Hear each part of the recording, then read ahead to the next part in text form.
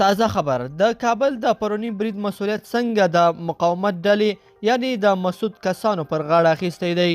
تازه د مقاومت ډلې څه ویلي دي، په دغه پرونی برید کې څومره کسانو ته مرګ ژوبله اوښتې وه، جزئیات په ویډیو کې وګورئ او چینل سبسکرایب کړئ. السلام علیکم لیدونکو، ستړي مشئ. مقاومت جبهې د عیدګاه جومات د تروریستي پیښې پرونی مسولیت ومانه. د احمد مسعود په مشرۍ د طالبانو د واکمنۍ خلاف جنګیدونکې ډله چې ځان د افغانستان د ملي مقاومت او ژغورنې ملي جبهه ګڼي، د کابل عیدګاه جومات ته څیرمه د پرونی تروریستي چاودنې مسولیت ومانه. یادې ډلې په یوه اعلامیه کې ادعا کړې چې په دغه چاودنه کې د طالبانو 15 مهم قومندانان وژل شوي او 14 نور وسلوالې ټپیان شوي دي. د مقاومت جبهې په اعلامیه کې دا هم ویل شوي چې دا جبهه د مخکینی حکومت له امنیتي ځواکونو، مجاهدینو، د پوهنتون استادانو او قلموالو لخوا جوړه شوې ده او ژر به په مرکز او ولایتو کې خپل تشکیلات هم اعلان کړي.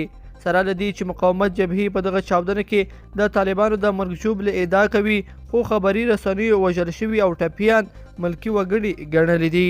دا لومړی ځل دی چې مقاومت جبهې د طالبانو خلاف اعلان کړي جګړه کې د یو تروریستي پیښې مسولیت منلی دی.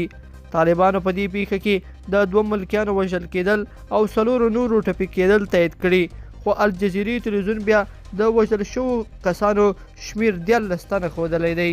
لیدونکو په دې هیله چې دا مطلب به مو تر پایه را سره لیدلی وي. که مو دغه ویډیو خوښه شوې ویډیو لایک کړئ د سره او چینل سبسکرایب کړئ. تر بیا ښه وخت.